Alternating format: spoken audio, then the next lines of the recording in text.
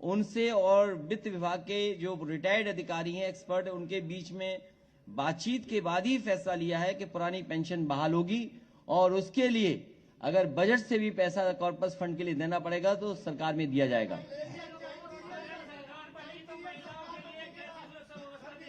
महिलाओं के लिए बेहतरीन सुरक्षा होगी, उनके लिए पहले भी सुरक्षा देने का काम समाजवादी सरकार में हुआ था।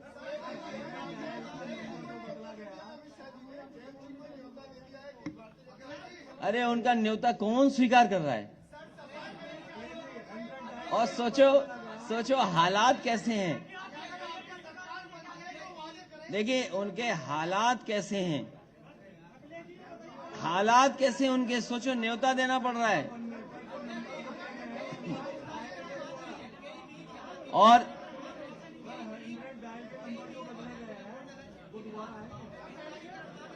क्या चीज? मिल का विस्तार, जो मिल की कैपेसिटी का अगर विस्तार होगा तो वो तो तय होगा सरकार बनने के बाद। सरकार तो बनाओ आप। ये 100 नंबर जो बदल गया, इसमें गाड़ियां और दी जाएंगी, एम्बुलेंस बढ़ाई जाएंगी। मैं राकेश जी को मैं समझा दूंगा, हमारे रथ में बैठेंगे। जो पत्रकार अपना सुझाव देंगे वो शामिल करेंगे, जो पत्रकार साथी कहेंगे और जो सुझाव देंगे, जो सुझाव मानने लायक होंगे वो स्वीकार किए जाएंगे। मैं पत्रकार साथियों से भी अपील करता हूं हमारी मदद करें। समय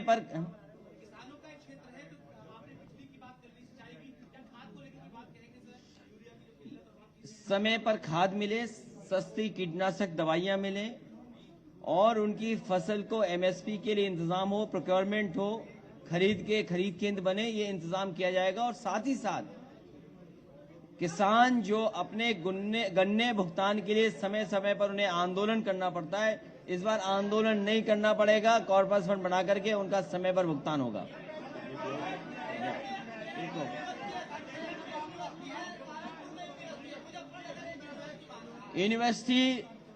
यूनिवर्सिटी बनाने में केवल वाइस चांसलर अपॉइंटमेंट करना होता है। आप जहां कहोगे वहां अपॉइंट कर देंगे।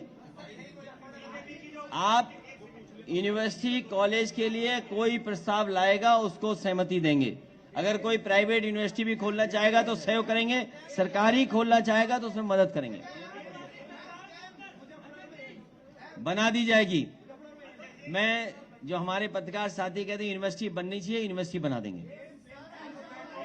एम्स हमारे हाथ में नहीं है, लेकिन अगर ये एक महत्वपूर्ण बात है कि जो अस्पताल को लेकर के कह रहे हैं कि बड़ा मेडिकल कॉलेज हो, ये किया जा सकता है कि एम्स के लिए प्रस्ताव भेज देंगे और एम्स के लिए जो जो समाजवादी सरकार में केंद्र सरकार चाहेगी वो सब सहूलियत दी जाएंगी। और मुझे खुशी है इस बात की कि जितने भी एम्स उत्तर प्रदेश में अभी तक खुले हैं, दोनों एम्स में जमीन समाजवादी सरकार ने ही दी है। तो अगर आने वाले समय में अस्पताल के लिए, बड़े एम्स के लिए जो भी केंद्र सरकार चाहेगी वो समाजवादी सरकार में उपलब्ध करा करके यहां भी उस तरह की सुविधा मिले, उस दिशा में काम करेंगे। ये बड़ा सवाल है।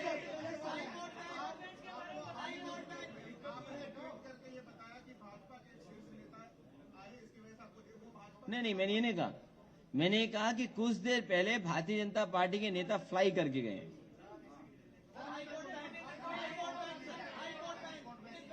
इस पे अभी नहीं बोल सकते हैं, सरकार बनने पर हम दोनों तय करेंगे।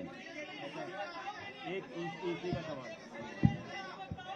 मैं आपको एक व्यवस्था से संबंधित बात बताना चाह रहा हूं। एक सवाल किया गया था कि चुनाव के नियमों का अनुपालन।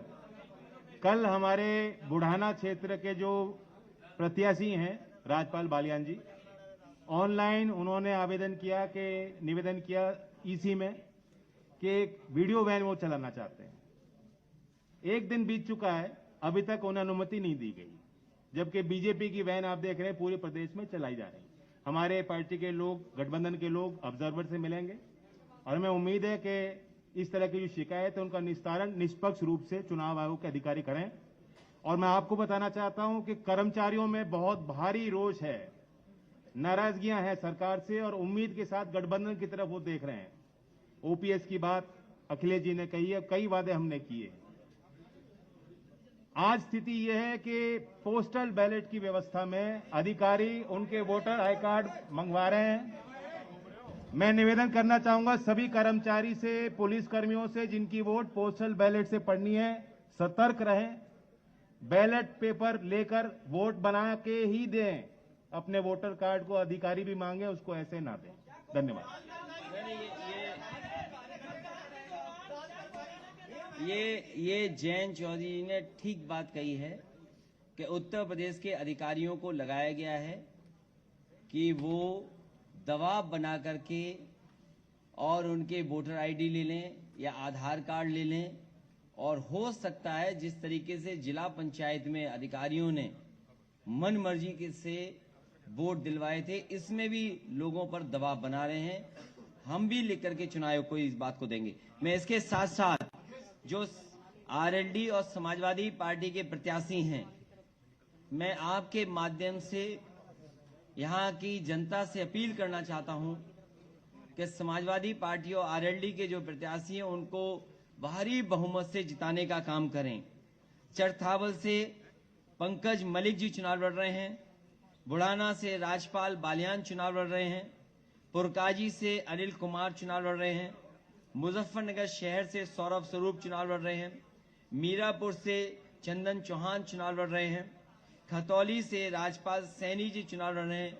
मुझे उम्मीद है कि यहाँ की जनता हमारा और जयंत चौधरी जी की दोनों की अपील पर इनको भारी बहुमत से जिताने का काम करेंगे।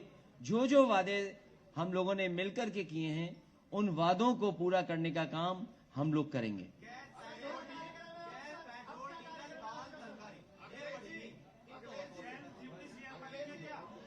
ये जानबूझ करके भारतीय जनता पार्टी लोगों को गरीब बना रही है, जिससे किसान गरीब निर्भर हो जाएं सरकारी राशन पे, सरकारी कड़वे तेल पर। और मैं आपको भरोसा दिलाता हूं, हमारे पत्रकार साथी ने जो कहा है कि जो महंगाई हुई है सरसों के तेल की, आप भी प्रचार के माध्यम से रिफाइंड तेल मत खाइए। जो रिफाइंड तेल का प्रचार होता है आप भी उसमें बहक जाते हैं और आप भी खा लेते हैं। आप अपना शुद्ध सरसों का तेल और घर का बनाया हुआ घी के से ही खाना बनाएं और खाएं। और समाजवादी सरकार बनने पर उत्तर प्रदेश के कुछ इलाके ऐसे हैं जैसे बुंदेलखंड, जहां पर बड़े पैमाने पे सरसों के तेल की पैदावार हो सकती है। मैं जब बुंदेलखंड गया था तो मैंने कहा था कि सरकार के अलग से अगर हमें सरसों के तेल की पेराई के लिए कारखाने लगाने पड़े तो लगाएंगे, जिससे कि हमारा बुंदेलखंड के किसान को भी लाभ पहुंच जाए और उत्तर प्रदेश को कम से कम सस्ता सरसों का तेल उपलब्ध हो जाए खाने के लिए।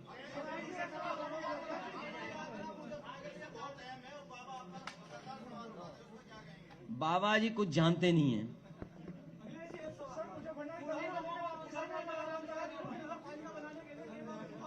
ये बहुत छोटा काम है, बड़ा काम करेंगे।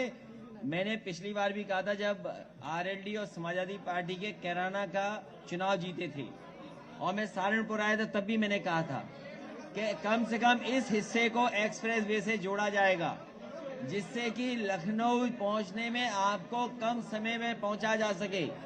भारतीय जनता पार्टी का तो गंगा एक्सप्रेस वे कब बनेगा कोई नहीं जानता, लेकिन इस हिस्से को जोड़ने के लिए अगर नया ग्रीनफील्ड एक्सप्रेस वे बनाना पड़ेगा तो समाजवादी पार्टी और आरएलडी दोनों मिलकर के एक ग्रीनफील्ड एक्सप्रेस बनाएंगे, जिससे कि लखनऊ पहुंचना आसान हो जाए।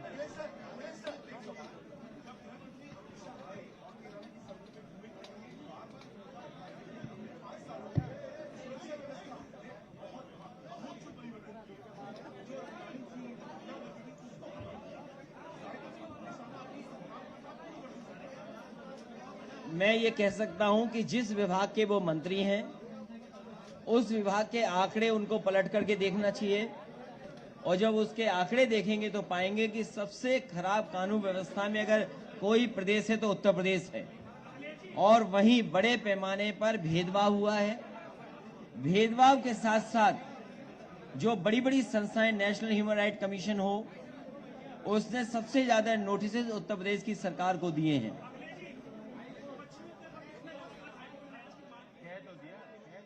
हम दोनों